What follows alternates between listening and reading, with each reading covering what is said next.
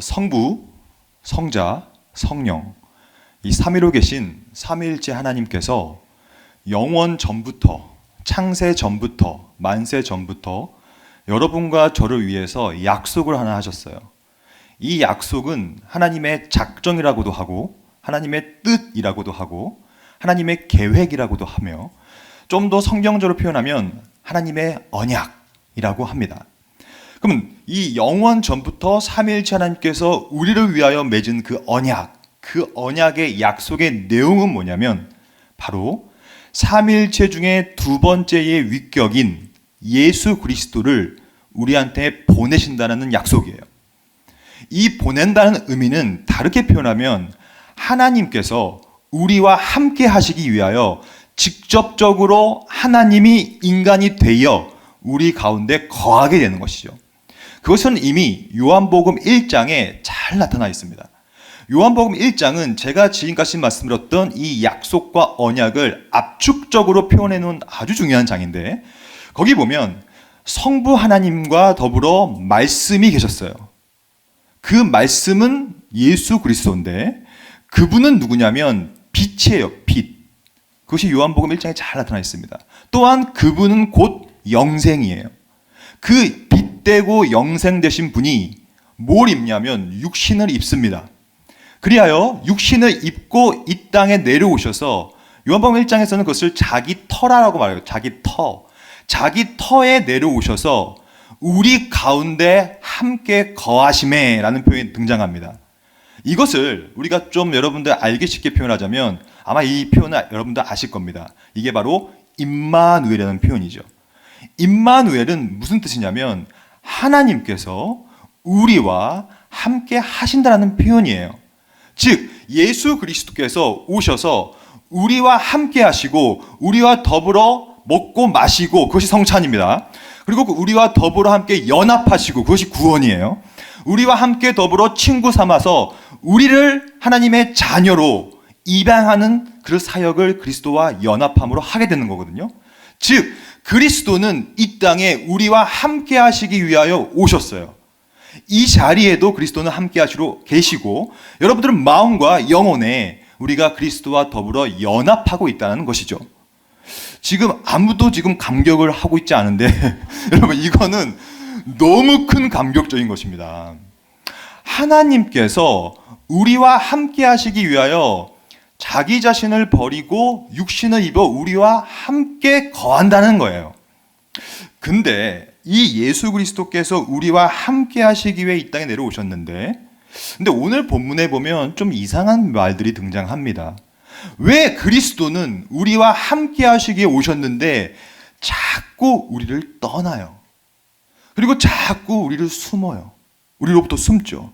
그것이 바로 36절 가르침입니다. 우리 36절 한번 읽어볼까요? 36절이 지금 전반절 후반절로 구성되어 있는데 다 읽겠습니다. 36절 하나 둘 셋. 너희에게 아직 빛이 있을 동안에 빛을 믿으라. 그리하면 빛의 아들이 되리라. 그 다음 구절이 중요합니다. 같이 하나 둘 셋. 예수께서 이 말씀을 하시고 그들을 떠나가서 숨으시느니라. 좀 이상하지 않습니까? 왜 우리와 함께 하시기 위해 오셨는데 왜 자꾸 떠나는 거예요? 왜 자꾸 자기를 숨기는 거예요? 왜 떠나고 숨으실까요? 이 떠나고 숨으시는 이 모습은 비단 이 구절에서만 나오는 것이 아닙니다. 성경에 보면 많이 나와요. 제가 세 가지 정도를 말씀드릴게요. 요한복음 5장에도 예수님은 우리를 피하고 숨어요. 5장 13절. 38년 병자를 고치는 그 맥락입니다. 제가 읽겠습니다. 고침을 받은 사람은 그가 누구인지 알지 못하니 이는 거기 사람이 많음으로 예수께서 이미 피하셨습니다. 똑같은 표현이 나옵니다. 피하셨느니라. 왜? 예수님은 우리와 함께하기 위해 이 땅에 오셨는데 왜 자꾸 우리를 피하는 거예요? 왜 예수께서는 자꾸 피하고 숨고 우리로부터 떠나고 있습니까? 요한복음 6장 15절도 마찬가지 표현이 등장해요. 이거는 오병이어를 먹인 그 사건입니다. 제가 읽겠습니다. 예수께서 그들이 와서 자기를 억지로 붙들어 임금으로 삼으시는 줄 아시고 다시, 그러니까 계속 한다는 거예요. 다시 혼자 산으로 떠나가시느니라. 우리와 함께 하시기 위하여 임마누엘 되시는 분이 오셨는데 여기서는 다시 혼자 또 산으로 떠나요. 무리로부터 떠나서 또 자기 모습을 숨겨요. 왜 자꾸 예수님은 우리와 함께 하시기에 오셨는데 자꾸 왜 우리를 떠납니까? 왜 숨습니까?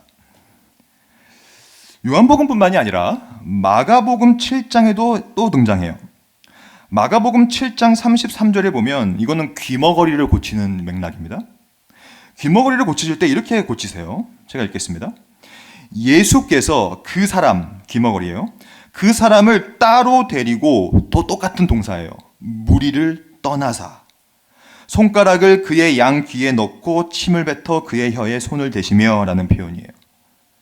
그러면 예수님은 우리와 함께 하시기 위해 임마누엘 하시기에 오셨는데 왜 자꾸 이미 피하시고 산으로 떠나가시고 혼자 가시고 무리를 떠나고 오늘 본문에 의하면 예수께서 이 말씀을 하시고 그들을 떠나가서 숨으시느니라. 왜 예수는 자꾸 숨으실까요? 왜 예수는 자꾸 떠나실까요? 왜 예수는 자꾸 무리로부터 자기 모습을 피할까요?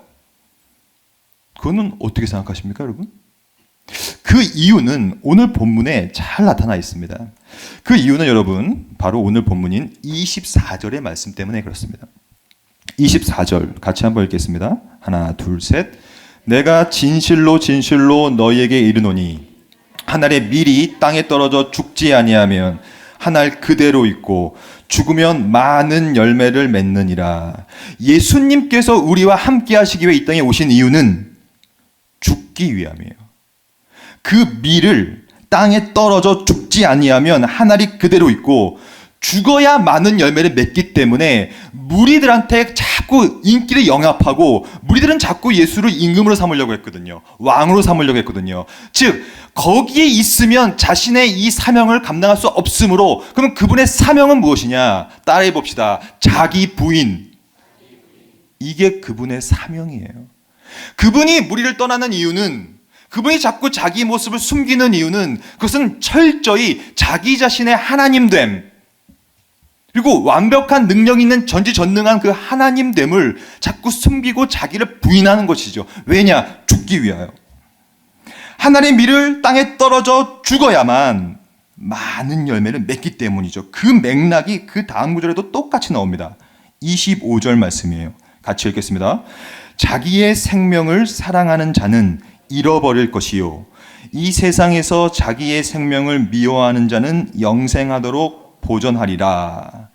생명을 사랑하고 자기를 부인하지 않고 끊임없이 무리로부터 떠나지 않고 무리 속으로 들어가서 거기서 임금 되려고 하고 자기를 드러내려고 하는 사람들은 결국에는 그 생명을 잃을 것이다. 하지만 이 세상에서 자기의 생명을 미워하는 자, 이 미워한다는 것은 자기 목숨을 아깝게 여기지 않고 자기 목숨을 부인하고 자기 자아를 던지고 그렇게 하는 자는 영생하도록 보존하리라. 즉 예수님이 이 땅에 오셔서 자꾸 자기를 숨기고 자기 자신으로부터 떠나고 자기를 부인하는 유일한 이유는 바로 죽어서 열매를 맺어서 우리를 구원시켜 주려는 그것 때문인 것입니다. 그러면 왜 예수님께서는 이렇게 자기 부인을 하셨는가? 그리고 그 자기 부인은 정확히 무엇인가? 이 자기 부인을 다른 말로 하면 한자어인데요. 따라해 볼까요? 비하. 이것을 비하라고 하는 거예요. 비하. 비하는 자기 자신을 낮추는 것이죠. 이 예수님은 자기를 부인하는 것을 자기 비하로 하셨는데 그 비하가 총 4단계가 있습니다. 그러니까 얼마나 그리스도께서는 자기 자신을 부인하여 자기로부터 떠났는가? 이 비하 사건은 크게 4가지가 있는데 하나하나가 점점 더 세져요. 더욱더 낮아져요. 처음에 비하의 단계는 뭐냐면 성육신이에요. 성육신.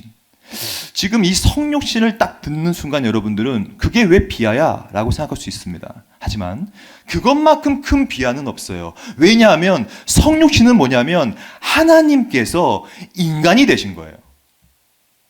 즉 무소부지하고 어디서도 편재하고 완벽한 분이, 전지전능한 분이 아주 연약한 인간의 옷을 입고 이 땅에 오셨다는 거예요. 여러분, 이게 잘 이해가 안 가시면요, 제가 예를 몇 가지 들어볼게요. 우리는 인간이잖아요.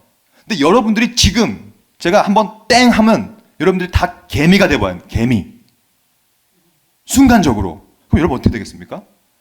제가 만약에 여기서 딱 개미가 된다? 그러면 저는 아마 저 문까지 가기 되게 오래 걸릴 거예요. 개미니까. 그만큼 자기의 능력이 제한되죠. 지나가다가 누가 나를 밟으면 내가 죽어버릴 거예요. 그만큼 아주 연약한 존재. 그러니까 사람이 개미가 돼도 그렇게 자기가 비하되는 거거든요. 근데 그리스도는 달라요. 그리스도는 사람이 아니었고 하나님이셨어요. 그 하나님께서 자기를 낮춘다는 것은 마치 이런 것 같아요. 여러분, 물고기 아시죠? 물고기. 물고기는요, 물 안에 삽니다. 그리스도는 마치 물고기 같은 분이었어요. 성부, 성자, 성령이라는 삼위일체의 그 신성의 자유로움, 그 은혜의 충만함, 전지전능함, 어디도 계신 무소부재, 편재성, 이 모든 신성을 가져서 자유롭게 물속에서 신성의 강물에서 뛰어놀았던 물고기였단 말이죠. 근데 그 물고기를 모래 바닥에 던졌다고 생각해 보세요. 뭐 어떻게 되겠습니까?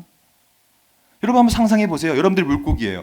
근데 여러분들이 모래바닥으로 튕겨 나왔어요. 근데 거기는 태양볕이 그냥 햇볕이 쫙 내려지는 모래바닥이에요. 뜨거운 모래바닥. 생각만 해도 목마르지 않으십니까? 제가 그 물을 먹을게요. 저도 생각하니까 너무 목이 말라가지고. 생각해 보세요. 자유로운 물고기가 모래바닥에 떨어지면요, 이제 아가미로 숨을 쉴 수 없는 거예요. 삶의 양태가 바뀐 것이죠. 원래는 신성이었는데, 원래는 하나님이셨는데, 하나님의 아가미로 숨을 쉬었는데, 이제는 숨을 못 쉬는 거예요. 그래서 모래바닥에서 태양빛을 맞으면 비늘이 타들어가겠죠. 그렇게 제약되는 거예요. 무한한 분이 유한한 존재가 됐다는 것은 아주 큰 자기 비하요, 아주 큰 자기 부인입니다. 거기서부터 비하는 시작돼요. 근데 이 비하는 점점점 더 세지고 점층적으로 발전됩니다. 두 번째의 자기 비하는 성육신 하신 이후에 바로 고난당하심이에요. 고난당하심. 그리스도는 성육신 하셔서 왕이 되신 것이 아니라 그는 더 낮은 자가 되어서 고난을 당했어요. 그 고난의 대표적인 고난이 뭡니까? 십자가입니다.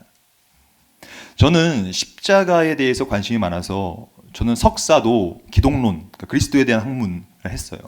그래서 그 특별히 성육신론과 십자가에 대해서 연구했는데, 여러분 십자가의 고통은 우리가 상상하는 그 상상을 초월합니다. 저는 십자가를 연구하면서 많은 의사들, 현직 의사들이 쓰는 의학 논문들을 많이 읽어봤어요. 그 논문들의 주제는 뭐냐면 십자가의 고통이 의학적으로, 과학적으로 얼마나 고통스러운 것을 증명해낸 논문들이에요. 여러분, 왜 십자가는 힘듭니까? 왜 십자가는 그렇게 고통스럽습니까? 그 이유가 뭘까요? 못이 박혀가지고요? 내 손목과 내 발목에 못이 박혔기 때문에 힘든 거예요? 그것도 힘든 거겠죠. 하지만 많은 전문가들은 십자가의 고통과 고난의 가장 정점에는 바로 뭐가 있냐면 질식이 있어요. 질식. 십자가의 고통은 질식의 고통입니다. 즉 십자가에 매달리면 중력 때문에 사람 몸이 축 처지는 거예요. 축 처지면 어떻게 됩니까? 횡격막이 올라간대요. 그래서 이 횡격막이 폐를 찌르고 폐를 압박해서 숨을 못 쉬게 만드는 거예요. 여러분, 이 남자분들은 군대 다녀오셨잖아요. 화생방 기억나시죠? 끔찍한 화생방. 화생방이 왜 힘듭니까? 숨을 못 쉬는 거예요. 숨을 쉬면 가스를 마시니까 숨을 못 쉬고, 또 숨을 못 쉬면 막 죽겠으니까 또 숨을 쉬면 또 가스가 들어오고, 이 질식, 이 고통, 숨을 못 쉬는 고통. 십자가에 달리면 중력 때문에 숨을 못 쉬게 되는 거예요. 그래서 숨을 쉬기 위하여 본능적으로 자기 몸을 올리는 것이죠. 올릴 때 못이 박힌 자신의 손목과 못이 통과되어진 자신의 발목이 움직여지면서 엄청난 고통이 척추에 파고든답니다. 그래서 숨을 쉬기 위해서 올렸는데 너무 고통스러우니까 다시 숨 좀 쉬고 내려오는 거예요. 그러면 또 내려오면 숨을 못 쉬니까 다시 올라가는 거예요. 근데 올라가면 너무 끔찍한 고통이 기다리고 있기 때문에 다시 내리는 거예요. 이것을 끊임없이 질식해서 죽을 때까지 하는 게 십자가 고통입니다. 그러므로 늙은 분들, 노인분들은 금방 돌아가세요. 왜냐하면 견딜 수가 없으니까. 나이가 적을수록, 건강할수록 십자가는 더 큰 고통인 거예요. 왜냐? 끊임없이 올라갔다 내려갔다를 할 수 있거든요. 살기 위하여. 본능적으로. 그만큼 큰 고통. 그리스도도 33살이었어요. 청장년이었죠. 끊임없이 오르락내리락 하시면서 고통과 질식의 고통. 자기 자신을 완전하게 부인한 것이죠. 하나님은 그런 고통을 당할 이유가 없습니다.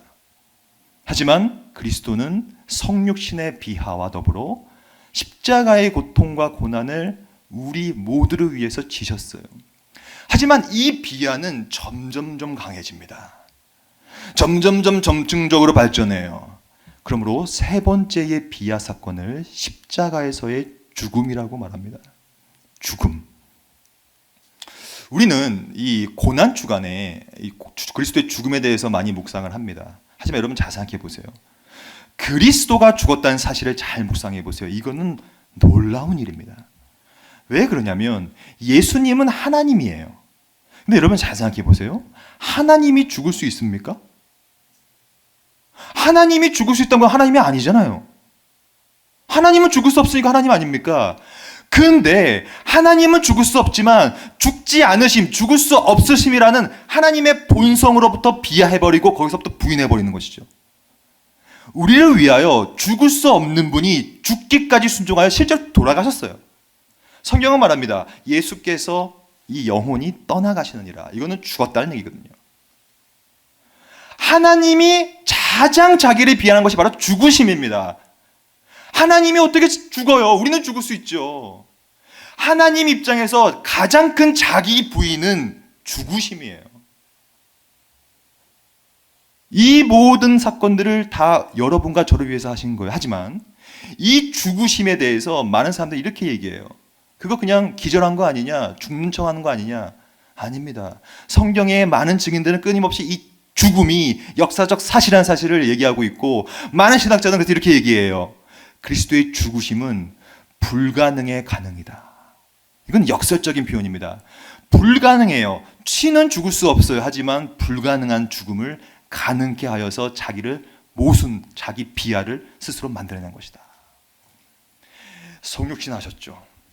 그 제약, 신성의 바다에서 육신을 입으신 그 제약, 그리고 십자가의 그 질식의 고통, 자기 비하, 그리고 죽기까지 순종하여 실제로 죽으셨던 그 비하. 하지만 이 비하는 네 번째의 마지막 단계로 치닫게 됩니다. 그것이 바로 무덤에 거하셨다. 무덤에서 3일 동안 거하신 거예요. 무덤에 거하셨다는 얘기는 다른 말로 하면 그리스도께서 죽음의 권세 아래 있었다는 얘기예요. 하나님은 죽음을 극복하는 분이죠. 하지만 그리스도는 무덤에 거하심으로 죽음의 권세 아래 3일 동안 머무르러 계셨어요. 그만큼 자기 비하와 자기 부인이 없는 것입니다. 왜 그리스도는 이 땅에 우리와 함께 하시기에 오셨지만 자꾸 무리로부터 떠나고 피하고 자기 자신을 숨기냐면 바로 이 비하를 위해서 그랬어요. 이 비하. 이 비하를 하려면 사람들의 인기를 영합해서는 안 되거든요. 자기가 임금이 되어서는 안 되거든요. 자기가 정치적인 왕이 되어서는 안 되거든요. 자기는 한 알의 밀처럼 땅에 떨어져 죽지 않으면 한 알 그대로 있고 죽으면 많은 열매를 맺느니라. 생명을 미워하는 자가 영생하도록 보존하리라. 라는 이 자기 비하를 위하여, 이 일을 위하여 오셨기 때문에 끊임없이 피하는 거예요. 자기를 부인하는 것이죠. 그러면 그리스도께서 이렇게 자기를 4단계로 걸쳐서 부인을 했다면 왜 하셨을까요? 왜? 예수 그리스도께서는 왜 자기를 이렇게 비하하고 부인하고 자꾸 숨고 피하고 있는 걸까요? 그 이유는 제가 설교 처음에 말씀드렸던 바로 그것 때문입니다. 그것이 뭐냐면 성부, 성자, 성령의 삼위일체께서 영원 전부터 죄인을 구원하겠다는 그 작정, 그것을 하나님의 뜻이라고 하는데 예수께서 이 모든 일을, 이 모든 비하를 하신 이유는 바로 이 성부 하나님의 뜻을 온전히 실행시키기 위한 그 목적이었어요. 바로 우리 삼위일체의 그 약속과 언약을 온전히 실현시키고 성취시키기 위해서 이 일을 하신 것이죠. 왜 그러냐? 그렇게 했을 때만 어떤 일이 벌어지냐면 28절을 읽겠습니다. 28절 말씀이에요. 요한복음 12장 28절 같이 하나 둘 셋. 아버지여 아버지의 이름을 영광스럽게 하옵소서 하시니 이에 하늘에서 소리가 나서 이르되 내가 이미 영광스럽게 하였고 또다시 영광스럽게 하리라 하시니. 그리스도가 이 모든 일을 하신 이유는 원래는 우리를 구원하고자 함이었지만 더 엄밀히 말해서는 바로 이 약속, 성부 하나님의 뜻을 실현시키려고, 그래서 그 뜻이 실현되면 하나님께서 모든 영광을 취하기 때문에 하나님의 영광을 위하여 그 일을 하신 거예요. 즉 그리스도의 모든 관심은 하나님의 뜻, 성부 하나님의 뜻을 쫓아 그것을 이행함으로 모든 영광을 성부 하나님께 돌리고 싶었던 것이죠. 이게 그리스도의 삶이에요. 그리스도의 삶을 그럼 정리해 볼까요? 그리스도의 삶은 임마누엘로 오셨지만 자꾸 우리를 피하고 우리로부터 자기를 숨기는 이유는 자기 자신을 낮춰서 그 놀라운 십자가 사역을 감당하시고 성부 하나님의 뜻을 실행시켜서 모든 것에 대한 영광을 성부 하나님께 돌려드리기 위하여. 그래서 예수님께서 이렇게 말씀하셨습니다. 이 잔은 내가 마시고 싶지 않습니다. 무섭습니다. 하지만 누구의 뜻이라면 마시겠습니다? 아버지의 뜻이라면 마시겠습니다. 이게 그리스도의 삶과 사역이에요. 그렇다면 여기까지 우리가 보면 이게 바로 그리스도의 사역이구나, 삶이구나. 그래서 그가 피하셨구나. 그럼 우리는 어떻습니까? 우리는 그러면 어떠한 삶을 살아야 됩니까? 우리의 삶은 신자의 삶인데 그 신자의 삶이 26절에 잘 드러나 있습니다. 26절. 우리 한번 읽어볼까요? 26절 하나 둘 셋. 사람이 나를 섬기려면 나를 따르라. 나 있는 곳에 나를 섬기는 자도 거기 있으리니 사람이 나를 섬기면 내 아버지께서 그를 귀히 여기시리라. 이게 지금 현재 설교를 듣고 있는 우리가 해야 될 일입니다. 우리가 해야 될 일은 뭐냐면 사람이 나를 섬기려면, 즉 그리스도를 섬기려면 나를 따르라. 우리는 그리스도를 이제 따라가야 돼요. 그가 자기 부인을 했다면 우리도 자기 부인을 해야 돼요. 그가 자기 비하를 했다면 우리도 자기 비하를 해야 돼요. 그가 무리로부터 피하고 자기 자신을 숨긴다면 우리도 그렇게 해야 된다는 얘기죠. 그렇게 할 때 어떤 일이 벌어지냐면 사람이 나를 섬기면, 즉 나를 따르면 내 아버지께서 그를 귀히 여기시리라. 하나님께서 귀히 여길 때 어떤 일이 벌어지냐면 그때 하나님께서 영광을 받게 되는 것입니다. 여러분들이 예수 그리스도의 사역과 그의 진리된 말씀과 그의 삶을 쫓고 따른다면 그것 때문에 하나님께서는 영광 받으시고 우리를 귀히 여긴다는 거예요. 그러면 우리는 어떻게 자기를 부인할 수 있는가? 우리는 어떻게 그리스도를 따라갈 수 있는가? 총 3가지 정도를 말씀드리겠습니다. 오늘 설교의 적용입니다. 첫째는 먼저 내 자아를 버려야 돼요. 내 자아를 부인하고 영적인 교만함으로부터 멀어지고 거기서부터 피하고 나와야 됩니다. 저는 가요를 자주 듣지는 않지만 제가 정말 좋아하는 가요, 이게 가요인지 뭔지는 모르겠어요, 제가. 근데 이 아주 좋은 하나의 가사가 하나 있습니다. 제목은 가시나무예요. 여러분도 아실 거예요. 제가 한번 읽어보겠습니다, 가사를. 내 속엔 내가 너무도 많아서 당신의 쉴 곳 없네. 내 속엔 헛된 바램들로 당신의 편할 곳 없네. 내 속엔 내가 어쩔 수 없는 어둠, 당신의 쉴 자리를 뺏고, 내 속엔 내가 이길 수 없는 슬픔, 무성한 가시나무 숲 같네. 우리 안에는 내가 너무 많은 거예요. 우리 안에 내가 너무 많고 내 자아가 너무 많아서 말씀이 선포되어도 그 말씀이 들어올 공간이 없는 것이죠. 아무리 주옥 같은 말씀에 진리의 말씀이 선포되어도 그 말씀이 내 안에 들어오지 못해요. 왜냐? 내 자아가 너무 많으니까. 내가 그 말씀을 평가해버리죠. 판단해버리죠. 그거는 나한테 안 맞아. 그거는 고리타분해. 그거는 아닐 거야. 라는 나의 판단, 나의 자아. 내 속엔 내가 너무 많아서 그리스도와 말씀이 쉴 공간이 없는 것입니다. 또한 내 속에는 나의 헛된 바람이 너무나 많아요. 내 뜻이 너무나 많아요. 내 꿈이 너무나 많아요. 근데 여러분, 내 꿈이 이루어진다면 여러분 큰일 나는 것입니다. 우리는 한 치 앞도 바라볼 수 없어요. 한 치 앞도 바라볼 수 없는 인간이 꾸는 꿈과 계획을 그것이 그대로 이루어진다면 엄청난 재앙이 닥칠 것입니다. 우리는 내 안에 있는 나의 뜻과 바램들로 가득 차기 때문에 그리스도의 그 말씀과 그의 자리가 편할 곳, 쉴 곳이 우리 안에는 없게 되는 것이죠.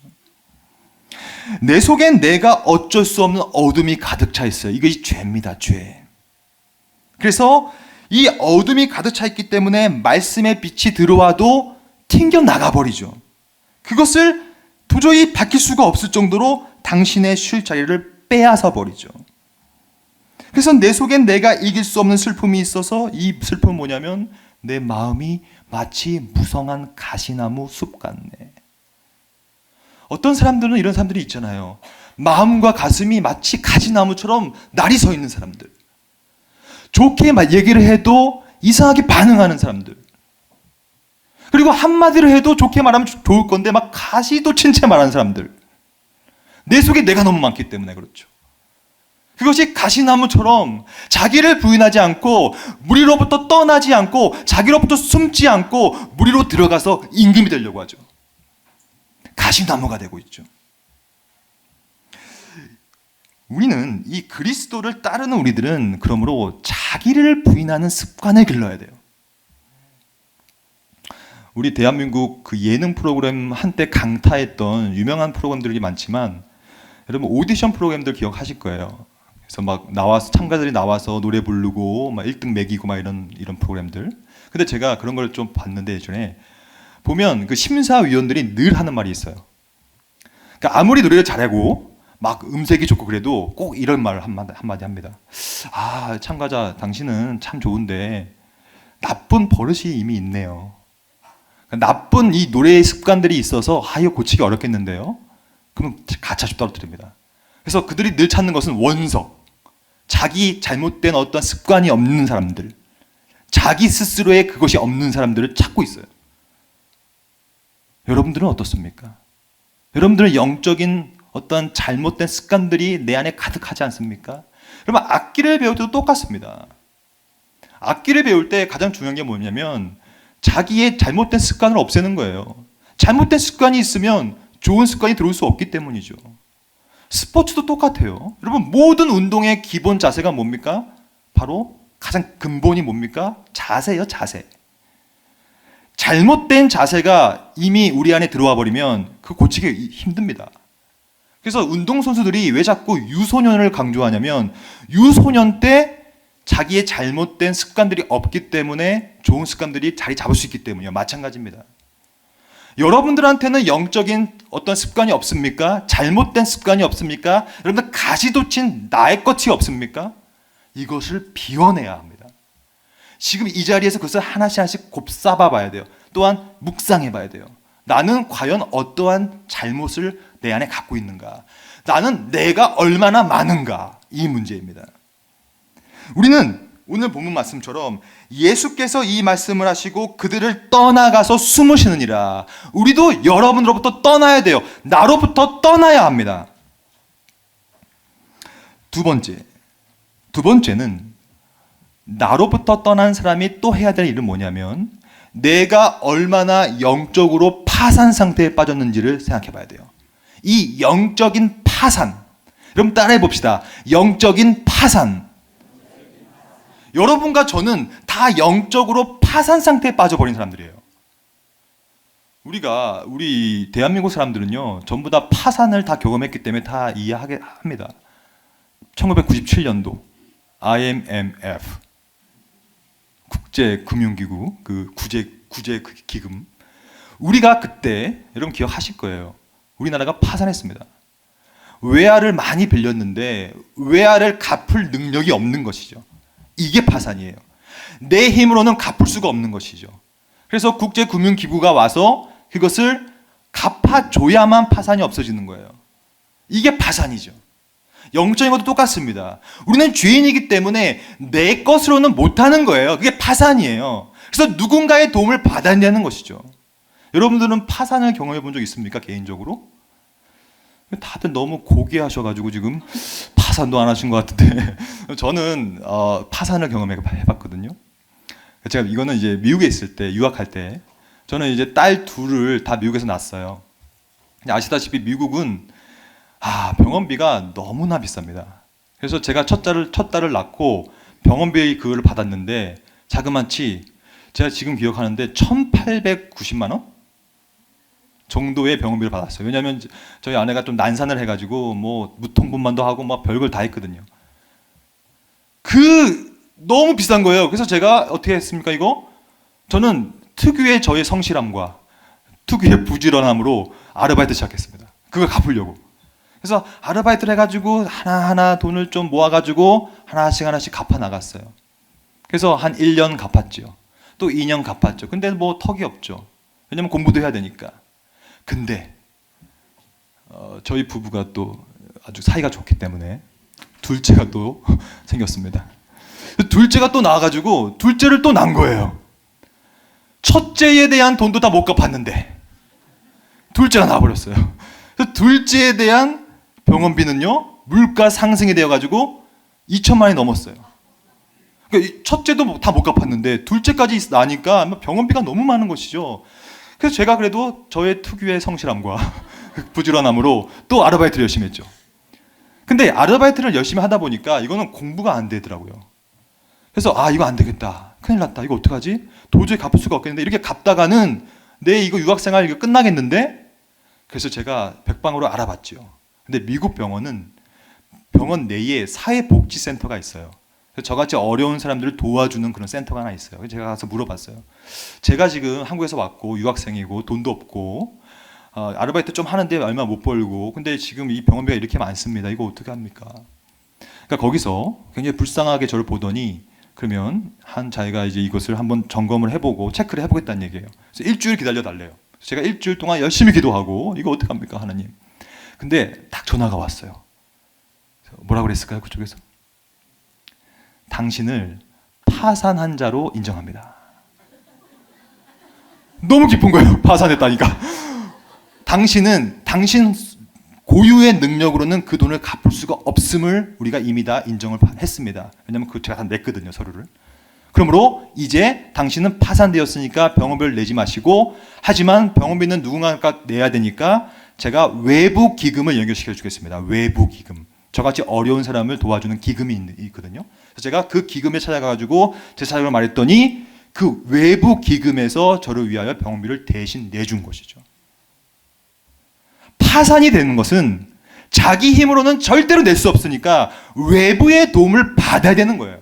그게 파산이에요. 똑같습니다. 이것이 바로 구원이에요. 구원은 뭐냐면 우리가 너무 큰 죄인이므로 우리 능력으로는 내가 가진 것으로는 구원에 이를 수 없는 영적인 파산이 되어버린 것이거든요. 이것을 이해하고 인정하는 자, 이것을 회심이라고 해요. 회심. 회심은 뭐냐면 첫째는 회개예요. 회개. 나는 죄인이고 파산됐으니 나는 이제 망했구나 라는 것이 죄인됨을 인정하는 회심의 시작이에요. 그래서 회개가 되는 것이죠. 하지만 그 회개는 반드시 두 번째 단계로 발전됩니다. 회개는 나의 영적인 파산을 경험한 사람은 그때 예수님을 믿게 되는 거예요. 나는 안 되니 예수님께서 도와주세요. 당신은 믿습니다. 의지합니다. 신뢰합니다라는 믿음을 갖게 되는 거예요. 이게 바로 영적인 파산을 경험한 회심한 자의 특징이에요. 믿음을 갖게 되는 것이죠. 성경은 말합니다. 성경은 우리 모두가 얼마나 영적으로 파산 상태인 것을 아주 잘 말하고 있어요. 시편 51편 5절을 제가 읽겠습니다. 내가 죄악 중에 출생하였으며 저와 여러분들 모두 다 죄악 중에 출생합니다. 모친이 죄 중에 나를 잉태하였나이다. 여러분 어머니로부터 나오지 않은 분 있습니까 여기? 우리 모두 다 어머니로부터 나왔죠. 근데 성경은 말합니다. 모친이 여러분의 어머니와 저희 어머니가 죄 중에 우리를 잉태했기 때문에 우리는 모두 다 아담의 후손들은 다 죄인이에요. 영적인 파산 상태에 빠졌다. 예레미야 17장 9절 만물보다 거짓되고 심히 부패한 것은 마음이다. 여러분들 가운데 뭐 선한 마음이 있을 수 있겠죠. 좋은 마음이 있을 수 있겠죠. 하지만 그조차도 처절한 죄악된 마음입니다. 우리의 마음은 만물보다 거짓돼요. 그 어떤 것보다 거짓되고 심히 부패했어요. 심히. 우리는 완전한 영적인 파산 상태입니다. 우리 힘으로는 하나님을 찾을 수도 없고 구원에 이를 수도 없게 되는 것이죠. 근데 하나 더, 바울은 그러므로 이렇게 얘기합니다. 디모데전서 1장 15절. 이건 누가 하는 말이냐면 바울이 하는 거예요. 우리보다 훨씬 뛰어난 바울이 이런 말을 합니다. 죄인 중에 내가 괴순이라. 자기를 부인하고 있죠. 자기를 비하하고 있죠. 바울이 죄인 중에 괴수면 우리는 뭡니까? 우리는 죄인 중에 괴인, 괴수 중에 괴수 중에 괴수의 괴수입니다. 성경은 끊임없이 말하죠. 우리가 얼마나 영적으로 파산 상태에 빠졌는가. 우리를 신뢰하면 안 돼요. 우리를 신뢰하는 순간 우리는 패망에 빠지게 될 것입니다. 두 가지를 말씀드렸어요. 첫째, 나를 버려야 된다. 둘째, 우리가 얼마나 영적인 파산 상태인 것을 인정해야 된다. 세 번째를 말씀드릴게요. 세 번째는 이것을 인정한 사람이야말로, 나의 파산 상태임을 인정한 사람이야말로 예수를 믿기 때문에, 예수를 의지하기 때문에 이때 비로소 사람의 영광이 아닌, 나의 영광이 아닌 하나님께 영광을 돌릴 수 있게 되는 거예요. 자기를 부인하고 자기를 비하하여만 그리스도를 쫓기 때문에 그때 하나님은 영광을 받게 되는 것입니다. 이 강북 우리 교회도 개신교회죠. 개신교회라는 것은 뭐냐면 중세 로마 가톨릭 교회를 구교라고 해요. 구교. 옛날 종교. 그래서 옛날 종교가 워낙 많은 죄악이 있었고 성경적으로 문제가 있었기 때문에 종교 개혁자들이 나타나서 다시 한번 교회를 개혁하고 새로운 종교를 만들었어요. 그것이 바로 개신교예요. 개혁되고 새로운 종교다. 우리는 개신교인들이에요. 우리 모두 다 개신교인이죠. 그러면 로마 가톨릭, 중세 로마 가톨릭 교회는 뭐가 문제였기 때문에 이렇게 자꾸 종교 개혁이라는 걸 하느냐? 그럼 로마 가톨릭은요, 여러분 가보시면 아시겠지만 온 교회가요 성상으로 가득 차 있어요. 성상, 막 이 다윗 있잖아요. 그런 사람들 성상이 다 있고 그림이 엄청 많고 중세 사제들은요 아주 화려한 의복을 입었습니다. 그러면 일반 성도가 교회 딱 들어오면요, 성당에 들어오면 어떤 느낌이 들겠어요? 아, 엄청나게 차려입은 그 사제, 교황, 그리고 막 아주 아름답고 막 성상이 가득 찬 이곳에 보면서 교황의 영광, 사제의 영광, 교회 건물의 영광, 막 고딕체 막 하늘로 쏟고 있죠. 그러한 교회 건물의 영광을 취했지 하나님의 영광을 취하지 않았거든요. 즉 그것을 바로 이 본문에 잘 나타나 있습니다. 43절을 읽겠습니다. 오늘 본문 43절 다 찾아보세요. 정말 중요한 표현입니다. 같이 읽겠습니다. 하나, 둘, 셋. 그들은 사람의 영광을 하나님의 영광보다 더 사랑하였느니라. 자기를 비하하지 않고 자기를 부인하지 않고 무리 가운데 들어가서 사람의 인기를 영합하는 사람들은 결국에는 사람의 영광을 하나님의 영광보다 더 사랑하는 거기 때문에 결국에는 자기 자신의 영광 받고 끝나는 거예요. 그래서 종교개혁자들이 처음 한 일이 뭐냐면 교회 내에 있는 성상들을 다 제거해 버렸어요. 저게 있으면 사람들이 저거에 영광을 돌리지 하나님께 영광을 돌리지 않고 있는구나. 또한 화려하게 옷을 입은 사제들의 복장을 단속했어요. 왜냐하면 화려하게 입고 앞에서 할렐루야 이러면요, 여러분 제가요 화려하게 입고요 할렐루야 막 거룩한 척하고 이러면 여러분 제가 막 영광 받습니다. 그런 것들 다 제거한 거예요. 그러면 안 된다. 왜냐? 그렇게 되면 사람의 영광이 하나님의 영광보다 더 커지기 때문이다. 그래서 종교개혁신학이라는 것은, 여러분들이 속해 있는 이 강북 우리 교회 개신교회라는 것은 어떻게 하면 사람의 영광보다 하나님의 영광을 더 높일까, 이거를 고민하는 거예요. 근데 이것을 고민하는 유일한 방식은 자기를 부인하는 거예요. 무리로부터 떠나는 거예요. 무리로부터 숨는 거예요. 이곳에 계신 중직자 여러분, 또한 직분자 여러분, 교회 봉사자 여러분, 여러분들의 그 교회 활동과 그의 봉사들이 과연 누구의 영광을 위함입니까? 여러분들이 뭔가를 할 때 그것이 나를 드러내기 위함입니까? 아니면 하나님을 드러내기 위함입니까? 여러분들이 하고 있는 그 사역과 봉사와 모든 내용들 가운데 과연 누가 드러나고 있습니까? 여러분들은 자기를 부인하고 있습니까? 무리로부터 떠나고 있습니까? 아니면 무리고서 들어가서 임금이 되려고 노력하고 있습니까? 설교를 마친 후에 제가 찬양을 한 곡 같이 할 건데요. 그것이 바로 149장이에요. 제가 가사를 한번 읽겠습니다. 149장 2절까지 합니다. 죽으신 구주밖에는 자랑을 말게 하소서. 보혈의 공로 힘입어 교만한 마음을 버리네. 이러한 가사예요. 우리가 이제 그리스도를 따라가는 우리들은 할 일은 죽으신 구주밖에는 자랑을 하지 않는 것. 이게 우리가 할 일입니다. 또한 보혈의 공로를 힘입어 우리의 가진 이 교만한 마음을 버리는 것. 이것이 신자의 삶이요, 이것으로부터 구원은 시작되는 거예요.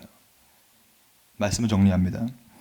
오늘 요한복음 12장은 그리스도께서 죽으심 사건, 이 죽으심에 대해서 가르침을 주고 있는 아주 중요한 본문이에요.